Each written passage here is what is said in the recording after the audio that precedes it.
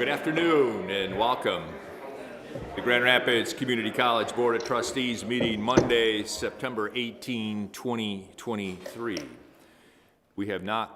It's been a lot of meetings since we felt this level of energy coming from the gallery back there. Usually you folk are so quiet. So anyway, appreciate the energy.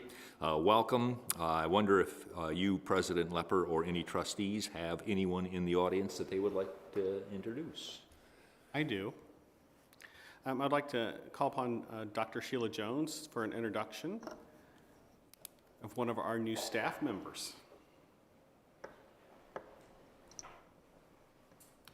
Thank you, President Lepper. It's my pleasure to welcome Cameron Buck to GRCC as our new Executive Director of the Lakeshore Campus. Today is his first day with us.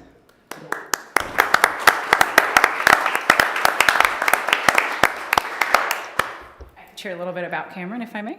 Sure. He joined us after serving as Executive Director of Career and Technical Education for Kalamazoo Regional Educational Service Agency, where he led high school countywide career-focused programming for over 2,500 students annually. One of his achievements there was to lead the work on the development of a new 165,000 square foot career campus funded by a $100 million gift from the community and a recently passed millage. Cameron and his wife, Kristen, along with their 2-year-old dog, Luna, reside in Hamilton. So if you can join me in giving Cameron a warm GRCC welcome.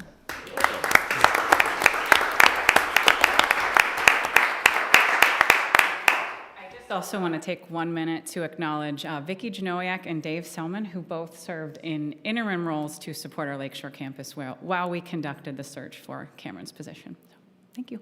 Thank you. Thank you. Thank you, Dave and Vicki. Welcome aboard, Cameron. I know folks in Holland are thrilled to have you and that you have some connections there from previous positions. And so we look forward to working with you and know you'll do great things in serving that community. Anyone else? Let's move on then with our agenda. The first item on the agenda is the approval of the agenda. This is the opportunity to move anything from the consent agenda to the regular agenda, if you're inclined to do that. Any changes to the agenda as presented? Hearing none, a motion to accept the agenda as presented, please. So move. Support for that. All in favor say aye. Aye. That motion does carry. That leads us to our first of two opportunities for public comment. This first opportunity is for anyone in our audience who wishes to address the board on any matter that is on today's agenda. If you're inclined to do that, just step forward, give us the courtesy of your name, limit your comments to 3 minutes. I see no one moving, so we're going to move right on to the special order of business, inviting Lisa Freiberger, local strategic value resolution that we need to approve. Lisa. Thank you. Good afternoon. Before you is our annual local strategic value resolution. This resolution, as a reminder, is part of the transparency requirements that come to us in our State Aid Act annually. So the state requires that we as an institution can show what they deem local strategic value in at least 4 out of 5 categories in 3 big buckets of work. One serving business and industry, one serving our educational partners, both K-12 and 4-year, and then the final serving our community. None of the categories nor the items within each category have changed from what you have seen in prior years. Would be happy to answer questions or highlight any of them that you would like to see. Would like to thank many people across the institution who help us put this together every year.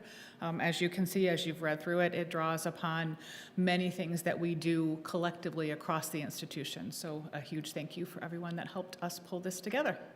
This requirement does impact 5% of any new revenue that we receive from the state annually. Thank you. Questions for Lisa? I don't have a question, but I have a comment, and it's my annual statement about how this is beautiful snapshot of what we do and how far our reach is in our community, and it is really something to be held.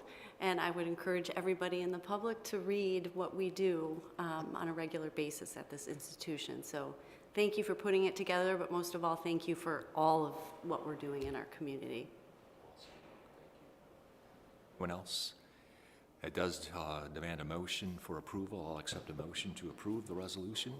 Support for that? Support. All in favor, say aye. Aye. All opposed, same side. That motion carries. And Lisa, as long as you're up there, we have a Consumers Energy Company easement issue. Yes, we are looking for your support in extending Consumers Energy an easement for a property to, or some property to place an additional transformer behind our Calkins Science Center. So it is in the little park, if you'll remember, going around the curve between the Science Center and the back of Corwell's building there. It isn't used much at all from our employee or our student standpoint. This easement will allow them to place a transformer that will significantly help some of the electric issues that we have been having over the past many, many years. Our science building, our Ford Fieldhouse, and our student center are fed on the same power grid or power circuit as many, many homes in Heritage Hill. When there are problems with that circuit, they do, as they I'm sure should, what they can to downsize the power. I'm not the expert in all of this language, but it has some significant impact on our industrial type power structure and has had done some damage to our equipment.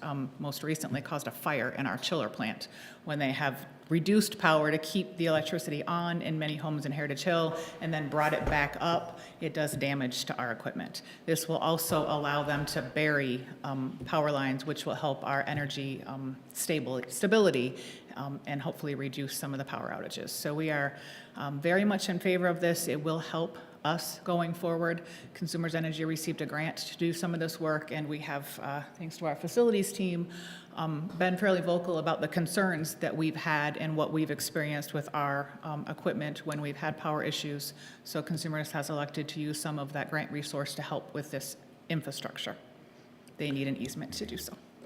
And that easement needs our approval. Before we accept a motion, are there questions for Lisa? I assume there's no cost to the easement?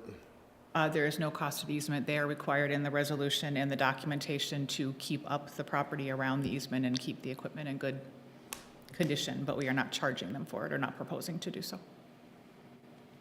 Anyone else? Motion to approve the easement, please. Support for that? Support. All in favor, say aye. Aye. All opposed, same sign. That motion also carries. Thank you very much, Lisa. Move on to monitoring reports. We have two of them. The Treatment of People Monitoring Report. Christine Kuhn, step forward. Thank you, by the way, for the summary of that. And we have the PowerPoint in front of us here, so we'll turn it over to you, Christine. Great. Thank you. Good afternoon. Here we are. Okay. So the Treatment of People report, I come every September to report on this data. So I'm going to go into this first slide here. So we do have updated data. Last year, I responded to several questions after the Board of Trustees meeting about the data that I had presented, both on how it was broken down and the dates that were reported. So this year, I'm reporting data a bit differently in that I'm not using our affirmative action statistics, but rather our HR, our dashboard data, which runs on an academic year instead of the November to October year. So you'll see a slight difference there, but still a full year. We've seen a lot of movement with our employees within the organization, between hiring new employees and then people separating due to either retirements or resignations. And I'll go through that in the coming slides. And then at the end, I'll reflect on the academic year and what we're doing from a talent acquisition and retention standpoint. So as a reminder, here is the statement on the Treatment of People policy that is a Board of Trustees policy. So this is what I'm responding to today with the data. The first slide here is just an overall demographic review from the academic year, or sorry, the fiscal year 22-23. So you're seeing that we have an increased employee movement, specifically compared to previous years, which I'll show later in the presentation. Over the last year, our underrepresented population has decreased slightly based on percentages. You can see that our employee population has increased overall over the last academic year, and this is due to hiring several positions that were vacant at the beginning of the year, so starting July 1st, as well as the 9 positions that were approved last year for custodial positions in SEBA. And then to respond to some of the questions last year, I did break the data down by generations as well, as that was part of the questioning. So we're seeing the most movement between the Generation X and Millennial groups. And while we've increased our hiring in Generation Z group, we don't have a critical mass to determine how that's going to impact our overall demographics at this point. So then demographics by employee group. So you can see here, this is broken down by overall count of employees.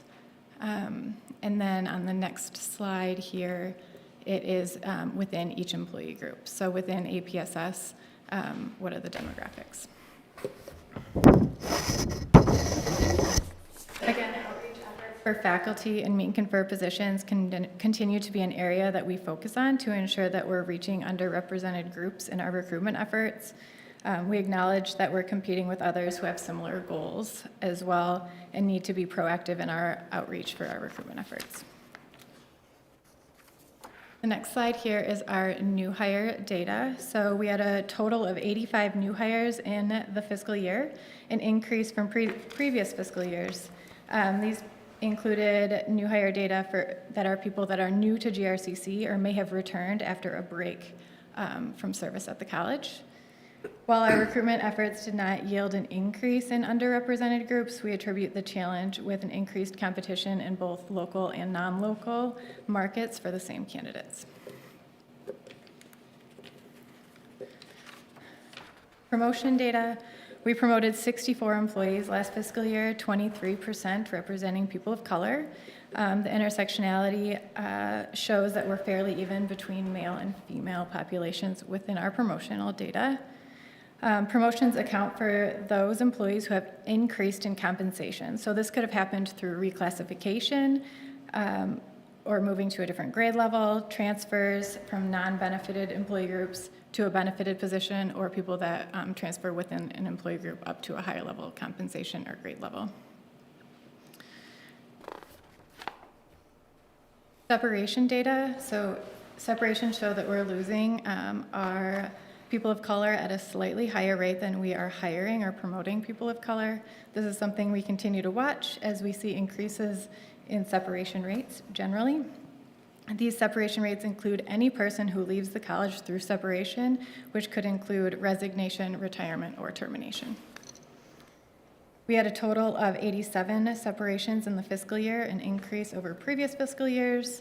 30 of those are represented in retirements. So I think this slide begs the question why, and so it might be worthwhile for us to dig in and understand what the reason that is For the departures? for the differential, why we are losing more people of color than we're hiring. Well, interesting enough, if I could respond to that today, the Chronicle of Higher Education just published some new data looking nationally, and so they surveyed nearly 4,800 employees across 529 institutions, and 50% of those individuals who surveyed said that they were somewhat likely to look for a new job, and 35% were of that group said very likely. And what they found is that employees under the age of 45, men and people of color, were the populations most likely to consider a new job, particularly outside higher education where there's increased salary and increased opportunities. And so I don't know that our position is unique compared to the challenges that many other institutions are having. The areas that tend to be where there's highest levels of departure are student affairs, enrollment management, academic affairs, and facilities and operations. I'm not sure how that overlays with our data, but it's interesting that this is also a national phenomenon that began during the pandemic and has continued and doesn't seem to be really easing up for higher education. A title of the article is Higher Ed's Workforce Retention Problems Aren't Going Away. Yeah, and the reasons cited there are reasons that are also cited when employees are telling us why they're moving on. many promotional opportunities, and then also moving outside of Grand Rapids or even the state as well. So I would just challenge us on if promotional opportunities is the reason that people are leaving, what is it about us that we don't provide this particular group opportunities to move ahead in the organization? Yeah, if I could, I would just add to that. I understand national trends, and national trends do not spare this institution, but I'd like to know a little bit more detail about the reasons. We can provide that.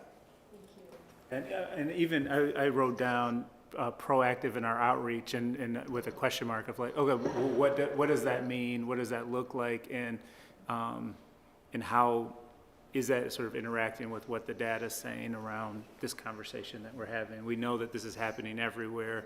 What are we specifically doing to combat that, to get ahead of it, to be the, the first choice, and to keep, retain, and promote our people within? Yes, and I can speak to that now, or I have some of that information later in the slideshow as well. Keep going. Whatever makes sense for you. Whatever makes yeah. sense, yeah, whatever. Okay, feels- I'll talk about it at the end, and then we can talk about Okay. additional questions around next steps.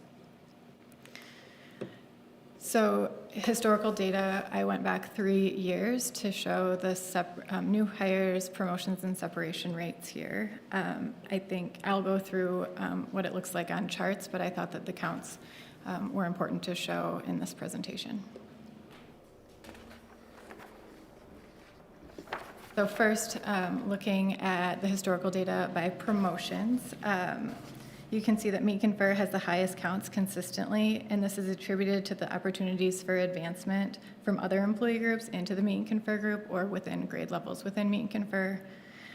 With APSS, you can see that there was a spike in 2021 to 2022 as a result of a new classification process during that year, which resulted in more promotional opportunities for that group. And then with SEBA, we have had movement resulting in opportunities for custodial staff to move into maintenance positions, which represents a promotional opportunity. So then when we look at new hire data, we can see that we are hiring the greatest number of new hires within the Meet and Confer group, which is consistent with the separation data on the next slide. There's also an increase in SEBA new hires as we committed to filling 9 custodial positions last academic year. And then separations, again, these include resignations, retirements, and terminations. In 2022-23, like I said, there were 30 retirements, 21-22, 37 of 78, and then in 2020-2021, 26 of 47. So we are still seeing a high number of retirements within the last 3 years.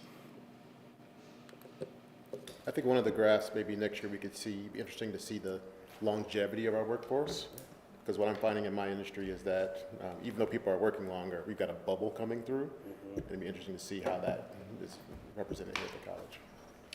And I think, and Christine, not to jump too far ahead, but I think one of the things looking forward that also we are getting ready to do as an institution is that we're going to be doing a pay study for our Meet and Confer group, which is where we're losing most of our employees. And the last time we did a pay study was when? 2010-11. So it's been a number of years since we've looked at the compensation of that group. And so we're in the process of doing that now. So we have a vendor set up that we're getting ready to start that process. Also, I would just add to this some of the things that I'm just reading from the Chronicle was talking that people are also wanting more flexibility. We have revisited our remote work policy and implemented that. So there are things that we are doing and things that we need to continue to do, but much like the shrinking student population or high school graduates, there's also a predicted labor shortage that will bottom out at 2030. And so those are very much reality. So we're trying to position ourselves to retain our employees and promote from within. A good segue into looking forward. So we are, like Dr. Lepper has said, anticipating that we'll continue to see employee movement based on a lot of factors. Generational differences is also cited in the Society of Human Resources Management as one of the factors. Millennials and Generation Z are more likely to move jobs during their career than previous generations, so we are going to see some of that. In a combination with opportunities for promotion, active recruiting tactics, so even though we'll be actively recruiting, others are actively recruiting our employees as well. And then we anticipate this trend to continue. So we've talked a lot about the challenges. The labor market has been a challenge. There's been a lot of fluctuation across all aspects of the labor market. We have certainly seen that as well in higher education. And then, like Dr. Lepper just mentioned, flexibility and non-local competition. So we are addressing that through changes that we've implemented in the remote work policy and working with supervisors. And then how are we responding as far as active recruiting? So we have implemented and started a pilot program with LinkedIn Recruiting, which is an active recruiting site where you can reach out to passive candidates. We had been posting positions and doing what we could to reach candidates that were looking for jobs, and we are trying to shift to more of an active approach to find candidates that aren't necessarily searching job sites to look for positions. And we have gotten some feedback that people are applying based on the outreach that's happening through our recruiter license. So that's good. It also increases our visibility to candidates through, if you've ever gotten a LinkedIn email, it tells you what jobs are available, and it emails you on a regular basis with similar types of roles that you have indicated. So our company is now going out on those emails as well, which is good outreach and visibility. With our evidence-based selection process, we have updated the assessments that we're using. So we had some feedback, we responded to that feedback and moved from the JOFI assessments to predictive index assessments. And then our community Say a agents. little more about that. Why did you make that move? We received a lot of feedback from both candidates and then internal hiring managers and committee members about the process with JOFI. It was more time-consuming than predictive indexes and didn't create positive feelings as you were going through some of the interview or some of the questions that were asked. With predictive index, it's 2 questions that you are asked to select from a bank of words that would describe how behavior is expected at work. And so though it feels a little bit more approachable than the JOFI assessments felt. So there's that. The predictive index also emails feedback to candidates right away. That was not something that was available with the previous assessments. And so we've seen more positive feedback from a candidate perspective, and that started on July 1st. So we don't have a lot of data to stand on at this point in the year, but so far we have heard better reviews. And then community agencies and partners. This year we have in human resources identified different area agencies that represent or work with underrepresented groups, and we're actively working with those agencies to make sure that our positions are visible, that we're following up with them on a regular basis and creating relationships with those agencies so that we can have conversations and make sure that we are thought of when there are candidates going there looking for opportunities. Did that answer your question? Okay. And that is all. Are there any other questions that I can answer? Anyone else? Any other comments or questions? When do you expect the results, the final results for the salary review? So we are asking for support today from a financial perspective on that.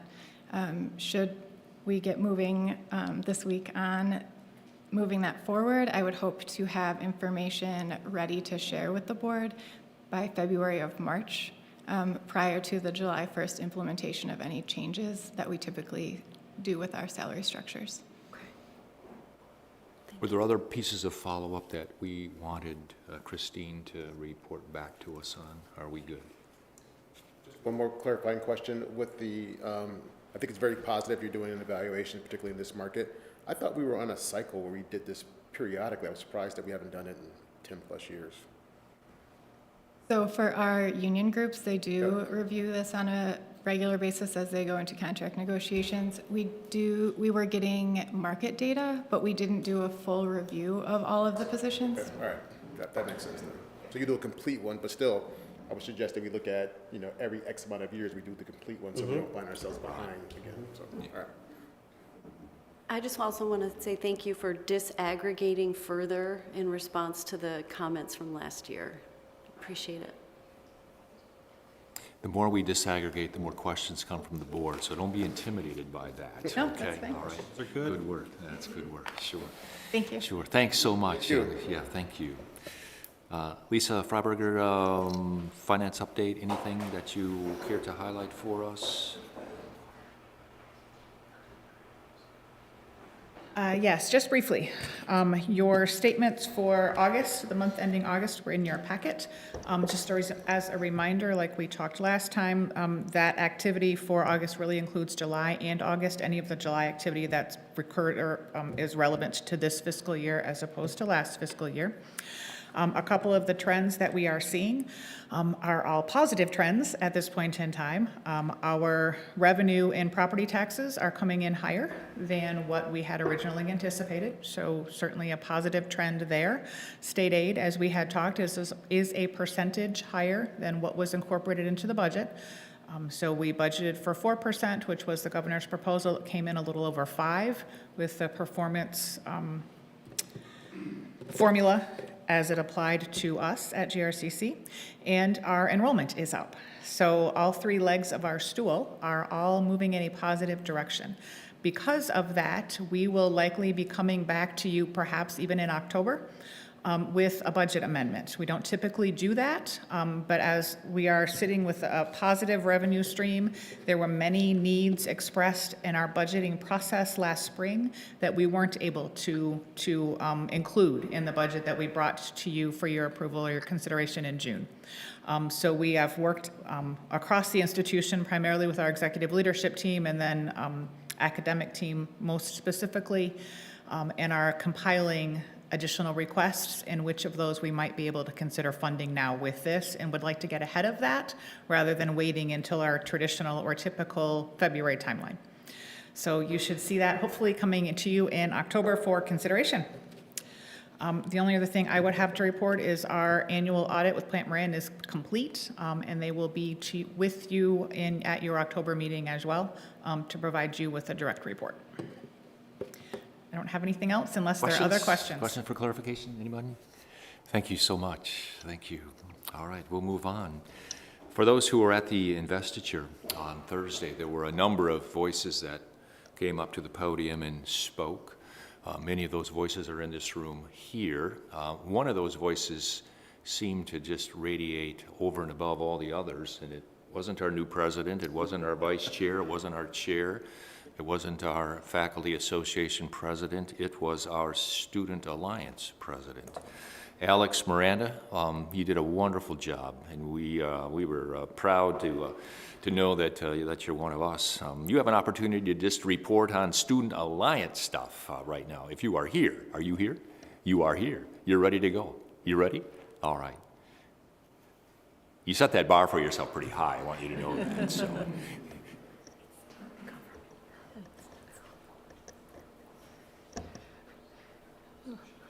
Hello, everyone. Hi. Nice to see you all again. I think I've been here. This is my third time. I think I can call you guys my friends now. Sure you can, yes. Yeah. I think you can. I'm not sure if I'll be able to top the investiture one, but Go for it. I'll try my best. Do your best. Yeah, so I'm the president of student government, just to remind everyone. My name is Alex Miranda. And yeah, I'm just here to give some updates on what student government has been doing over the summer and what we plan on doing. Our first update is our lecturer position is officially posted and active. We wanted to give lecturer students a voice, and officially after today, I'll get into this more later, but officially after today, we had our town hall in which we approved the funding for allocation request and all that. And officially after today, we have the funding for our lecturer position. And yeah, it's a paid position that is open for any lakeshore student, since we find it important to have lakeshore representation and just connect the main campus to the Lakeshore campus. We want a connection since Lakeshore is just as important as the main campus. Additionally, our treasurer position is also open. For the second update, our communications director, Nick Tomensma, he's a part of the ODEI Programming and Events Subcommittee, and we just want to keep this connection with ODEI as well, as diversity is huge. It's an integral part of GRCC and student government. Third, student government is now an official non-voting member within the Academic Governing Council. Last week, Tuesday, I officially became a non-voting member in the Academic Governing Council, thanks to Sheila Jones and Nick Antonakis, and as well as the entire Academic Governing Council team. I'm really grateful for this, since I think it's a great way to start include student voices and input within these professional spaces and institute change and progress. And fourth, our first town hall of the year was today, actually like 4 hours ago.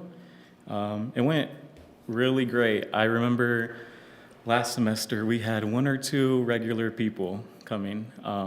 This semester in this first town hall, we had 15 students. Great. So yeah, I think the name change helped a lot. A lot of people are more active and they want to see change on campus. And it's more convenient since it's on the first floor of RJF 108 and 109. So yeah, we officially approved our proposal for GRCC's 2023 and 2024 budget for allocation request. And we heard a lot of student opinions on public safety and mental health. On the topic of public safety, a lot of students wanted to make it a requirement to improve education for lockdowns and show GRCC's active shooter training every year around syllabi time, and promote the action plans we currently have, but promote it more around campus. Since it's a common theme in which GRCC has a lot of great resources, it's just a lot of students don't know about them, and we want to change that. On the topic of mental health, students want opportunities to make more friends, as many feel isolated. So the idea of a daily social hour came up, and we're planning on exploring the possibilities of where this can be implemented on campus. But yeah, there's that. And then the fifth is the counseling and career development. We've been in, it's been a long process, but with the director of the Counseling and Career Development Center, Melissa Ware, we've been in contact with her on how we can collaborate and improve students' well-being on campus, and specifying what points of interest we want to focus on. We actually may have a presentation in the winter semester for you trustees on a report that Melissa made with her team based on her findings. So yeah, you might see us report on mental health. And lastly, student government. We're traveling to Washington, D.C. next month for professional development and to better learn from peers and mentors. It's actually just Michael Zazo and I who are going to Washington, D.C., my vice president. And it's for 3 days, and it's the American Student Government Association Conference. And yeah, we're really excited for it. That's all I have Thank today. you. Thank you. Comments from around the table? Sorry, what was that? Exciting to hear the progress. Yeah. Yeah. Thanks for the work of just identifying needs and trying to address those needs. Well done. Well done. We've met with Dr. Lepper as well. We've had regular meetings set throughout the semester. And yeah, Dr. Lepper has been a huge help as well, and the Board of Trustees as well. Yeah, thank you. All right. Thanks, Alex. Congrats on that town hall today. Yeah, That's a big yeah, deal. that's good Thank stuff. you. That's good Thank you. stuff. Nice Thank to you so see you much. Yeah. Dr. Lepper. Great, thank you. Well, first of all, I want to say thank you to the Board of Trustees and to the college community. and specifically to Misty and Amy who had put so much work and energy into planning my investiture. It was something that was just completely and totally special to me, and something I had not anticipated to be so nice, that it was really just touching, and I said my heart was overwhelmed with all that had been done to make that day special. So I want to say thank you to everyone involved in that. It meant a lot to me and also to my parents, and so that was a great day to celebrate, and was thankful to have so many people there represented. We had folks there from Michigan, Illinois, Wisconsin, Ohio, South Carolina in attendance, as well as many people from across the state who participated in that. And so it was a great day. So thank you to all of you for that. And again, thank you to the board trustees for selecting me to serve as the 11th president and have this opportunity and honor to do so. So thank you very much. Good news, as Lisa mentioned, enrollment is up 3.23% to be exact. From a head count perspective, it reminds me that's 2.87% from a billing unit perspective. We're looking to see where we fall with other community colleges within the state. There is some state reporting data, but some of those institutions are lagging behind. At my last look, we were ahead of many of the community colleges. Some still had declining enrollment or were neutral, but we feel very, very happy about the 3.23% increase. Some things I would just highlight from our numbers is that we saw almost a 2.5% increase in new students of our increase, but more importantly, we saw almost an 11% increase of our returning students. So we did some very specific outreach and campaigns with our students who maybe had stopped out or had not re-enrolled, and that seemed to make a huge difference. But I'm also happy to report that in terms of the diversity of our students, we saw an increase in both our Black African American and Hispanic Latino students from previous year, where we were up almost 12% from our Black African American population and 11.3% for our Hispanic Latino population. So some of the outreach and connections that we're also doing within those communities seem to be making an impact. And also happy to share with you that we saw almost a 9% increase in our full-time students. So more students coming to us full-time over the previous year. And this year, based upon the data that I see, I think this is the first time we have specifically pulled out enrollments at the Lake Shore. And of our overall enrollment this semester, we have 825 students enrolled at the Lake Shore. And so a number of good things that are happening from an enrollment perspective. That's very happy. I'm very happy to report. And that equates to almost 4,000 new students for us this semester alone.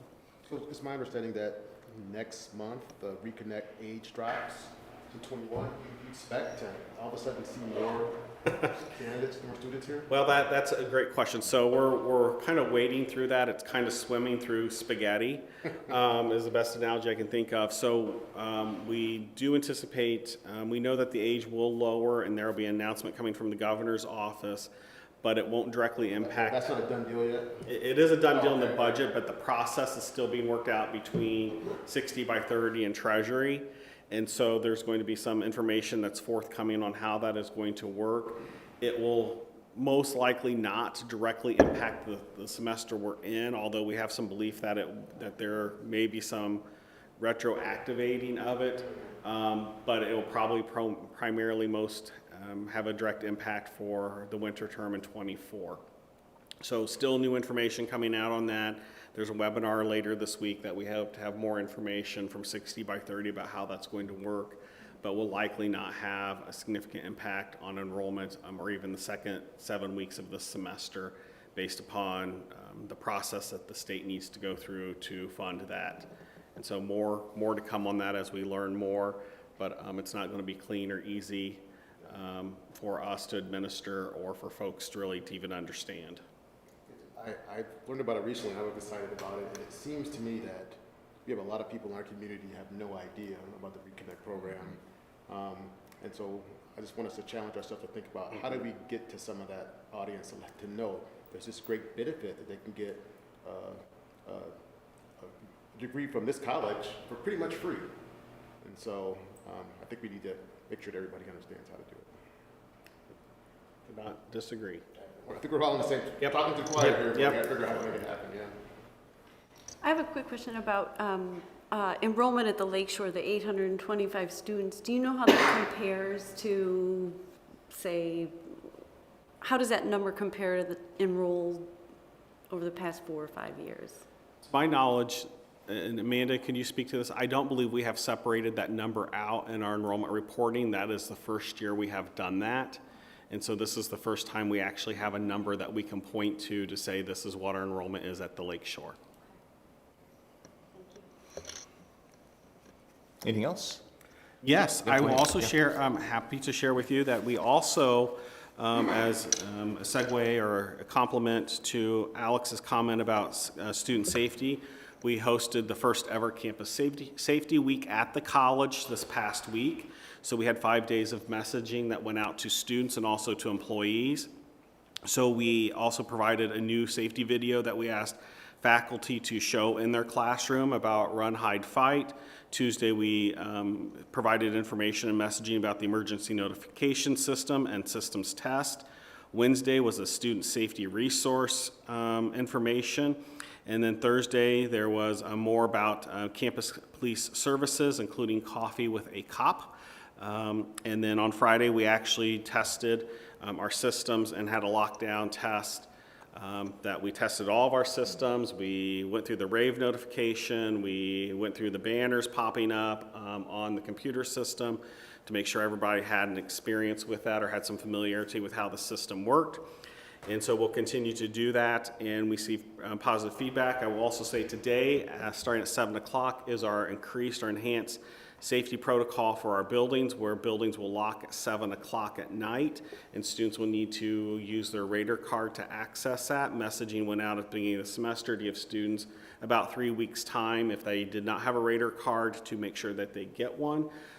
As I've just been monitoring social media, I've not seen any negative comments about the enhanced safety measures that we're putting in our buildings. In fact, I've seen quite the opposite from our students, seeing some hearts and thumbs up, and folks really appreciating the extra layer of security that hopefully will be, well, that we are providing.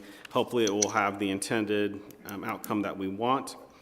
The other things I will just share just briefly with you, we were notified actually today officially that our First Steps Kent has renewed our grant for the upcoming year, so we'll be receiving $404,000 to support GRCC's Learn and Play, and so that will be a nice continuation of a program that we have here at the college through our Early Learning Childhood Center.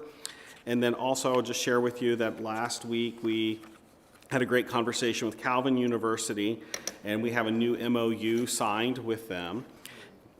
And so we are going to continue to expand, or the intention is for us to continue to work on expanding transfer pathways to students from GRCC to Calvin. We're also looking at programmatic efforts, things like Cure Violence Campaign, how we can work collaboratively within the 49507 zip code. Other things, including prior learning experience, but also having conversation about providing education to incarcerated persons and returning citizens.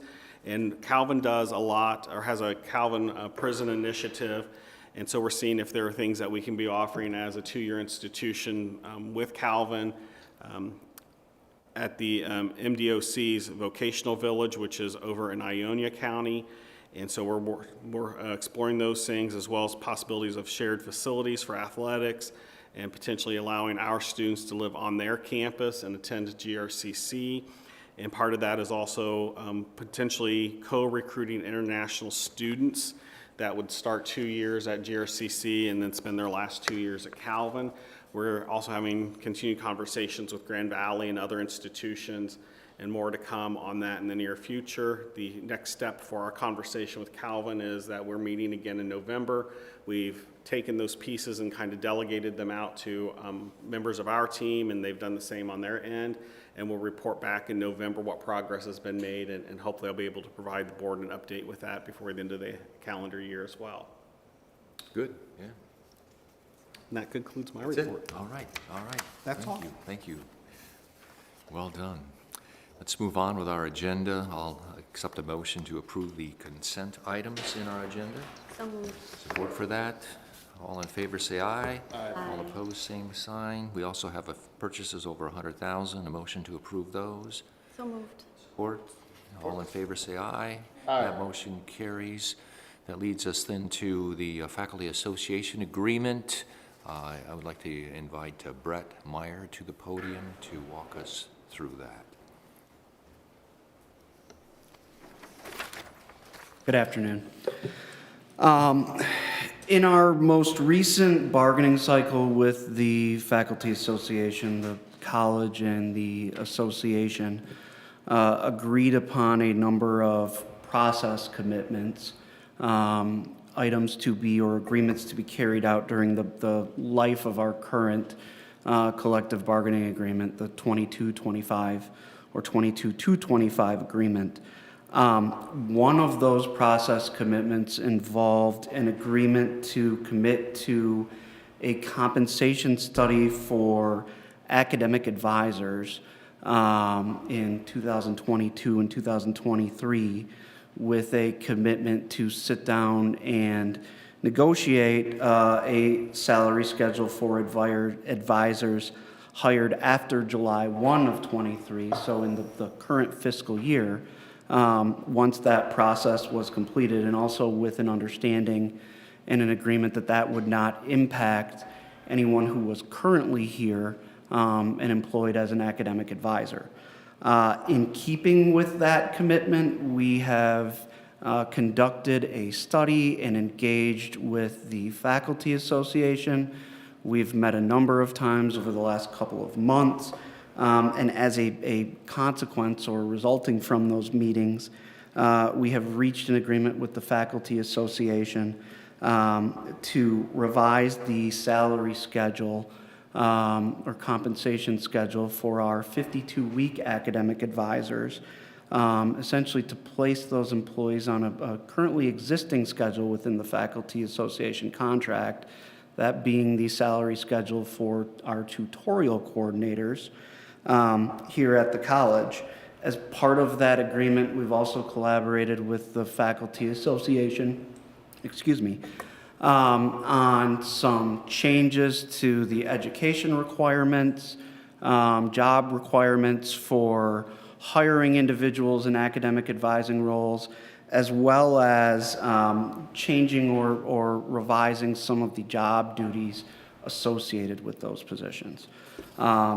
This agreement has already been ratified, or we've received an indication from the Faculty Association that they have ratified this and are ready to move forward. We're asking for your support or I'm asking for your support to move forward with this as well. We feel it's in the best interest of the college, is in line with our benchmark institutions in terms of compensation and practice. I'm happy to answer any questions that you might have. Deal with questions before we have a motion. Any questions for clarification, anyone? Hearing none, I'll accept a motion to approve the agreement as outlined by Brett Meyer. So moved. Second. Okay, all in favor, say aye. Aye. All opposed, that same sign. Thank you very much. Thanks, Brett. This leads us to the last opportunity for open comment. If there's anyone in our audience who wishes to address the board on any matter, they're welcome to do that at this time. I will wait to give further instructions unless I see somebody moving forward. I don't see anyone. That leads us then to final board member comments, if there are any around the table. Anyone? I have a comment. Yesterday was Constitution Day in the United States, September 17th every year, celebrating the signing of the Constitution. And I felt like it was a good mission moment to talk about the role of post-secondary education in a robust democracy and progress like we have. So I pulled out a couple things from the Truman Commission study on higher ed, which was completed around 1947, 1948, after World War II. And I figured I would leave it to them to describe the very important role that post-secondary ed plays in a democracy in progress. and a reminder that we're preparing our workforce, but we're also preparing human beings, and we're preparing engaged citizens. When the commission, President Truman's commission completed its work, it cited 3 overarching goals for higher education. Number 1, education for a fuller realization of democracy in every phase of living. Number 2, education directly and explicitly for international understanding and cooperation. And 3, education for the application of creative imagination and trained intelligence to the solution of social problems. So that's beautiful, and now I'll just talk about, I'm just going to pull out a quote by President Truman himself in commenting on the Commission's work. We are challenged by the need to ensure that higher education shall take its proper place in our national effort to strengthen democracy at home and to improve our understanding of our friends and neighbors everywhere in the world. It was for these compelling reasons that I asked this commission to issue its report. So thank you for all you do to form citizens of our democracy in progress. Anyone else? Hearing none, then this meeting is adjourned. Thank you very much.